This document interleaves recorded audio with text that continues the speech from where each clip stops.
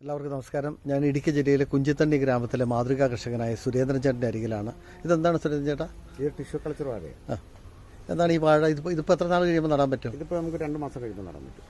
ഈ tissue culture വാഴയുടെ പ്രത്യേകത എന്താണ്? ടിഷ്യൂ കൾച്ചർ വാഴകൾ നമ്മൾ മറ്റുള്ള സാധാരണ നാടൻ വാഴകളെ അപേക്ഷിച്ച് അതിൻ്റെ ഒരു 3 ഇരട്ടി തൂക്കം കിട്ടുന്ന കൊലകൾ നമുക്ക് ലഭിക്കും. അപ്പോൾ അതെ, ഇവിടെ ഒരു വാഴ കൊലച്ചിപ്പുണ്ട്. ഇത് ടിഷ്യൂ കൾച്ചറാണ്. അതെ, അത് 3ാമത്തെ കൊലയാക്കും വാഴ വെച്ചതിന് ശേഷം.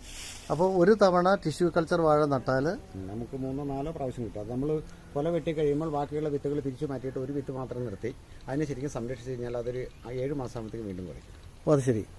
അല്ലാതെ വീണ്ടും ടിഷ്യൂ കൾച്ചർ വാഴ നടേണ്ട കാര്യമില്ല. വീണ്ടും ടിഷ്യൂ കൾച്ചർ നടുന്നതും ഗുണകരമാണ്. പക്ഷേ എൻ്റെ അഭിപ്രായത്തിൽ 2 ഒരേപോലെ തന്നെയാണ്. ഇതിപ്പോൾ അങ്ങ് ആദ്യമായിട്ട് നട്ട വാഴ കൊലച്ചേക്കുന്നതാണോ? അതിപ്പോൾ ഞാൻ 3 വർഷം മുമ്പ് നട്ടപ്പോൾ 3ാമത്തെ കൊലയാണ്. 3 വർഷം മുമ്പ് ഒരു ടിഷ്യൂ കൾച്ചർ വാഴ നട്ടു. അതിൽ നിന്ന് ഒരു കണ്ണ് നിർത്തി ആ കണ്ണ് കൊലച്ചു. പിന്നെ അതിൽ നിന്ന് വീണ്ടും ഒരു കണ്ണ് നിർത്തി അത് കൊലച്ചു. ഇതിന്റെ തൂക്കവും കാര്യങ്ങളൊക്കെ? ഇതിന്റെ തൂക്കം ഒരു ആവറേജ് ഒരു 8 പെടലോ 9 പെടലോ ഉണ്ടെങ്കിൽ ആവറേജ് 35 കിലോ 40 കിലോ വാഴക്കൊല നമുക്ക് ലഭിക്കും. ശരി. എത്ര നാളുകൾക്കുള്ളിൽ കൊലയ്ക്കും? ഇതൊരു കൊലയ്ക്കാൻ സാധാരണ നമ്മൾ വാഴ കൊലയ്ക്കണമെങ്കിൽ 8 മാസം 9 മാസം മതി. ഇതൊരു 10 മാസം 11 മാസം മതി. ഇപ്പം അങ്ങയുടെ കയ്യിലുള്ള ഈ വാഴ നമുക്ക് നട്ട് അത് കൊലയ്ക്കണമെങ്കിൽ എത്ര നാൾ കഴിയണം? ഒരു 10-11 മാസം ഏറ്റവും കൂടിയാൽ. സംരക്ഷണവും നല്ലതുപോലെയുണ്ട്. കാലാവസ്ഥ അനുകൂലമാണെങ്കിൽ നമുക്കൊരു 10 മാസം കൊണ്ട് കൊലയ്ക്ക് കിട്ടും. എന്തൊക്കെയാണ് വളപ്രയോഗം? വളപ്രയോഗം ആദ്യം നമ്മൾ നടുമ്പോൾ ശരിക്കും എന്നൊരു എല്ലുപൊടിയും ആദ്യം നമ്മൾ കുഴിയെടുത്തിട്ട് കുമ്മായം വിതറും. കുമ്മായം വിതറി കഴിഞ്ഞ സമയം എന്നിട്ട് ചാണകപ്പൊടി ഇടും. ചാണകപ്പൊടി എല്ലുപൊടി വേപ്പും പിണ്ണാക്കി മിക്സ് ചെയ്ത് അത് ഇട്ട് കൊടുക്കും.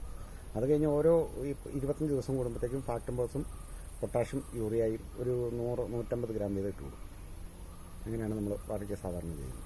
അപ്പോൾ നമുക്ക് ഇങ്ങനെയുള്ള കുന്നിൻപുറങ്ങളിലൊക്കെ നമുക്ക് നട്ടുപരിപാലിക്കാൻ നമുക്ക് താഴ്വാര മേഖലയിലും കണ്ടത്തിലുമൊക്കെ നടാൻ പറ്റും അല്ലേ? ജലലഭ്യമുള്ള സ്ഥലമായിരിക്കണം. വേനൽക്കാലത്ത് നല്ലതുപോലെ വെള്ളം വേണം. ഇതിപ്പോൾ നനയ്ക്കാറുണ്ടോ? നനയ്ക്കാറുണ്ട്.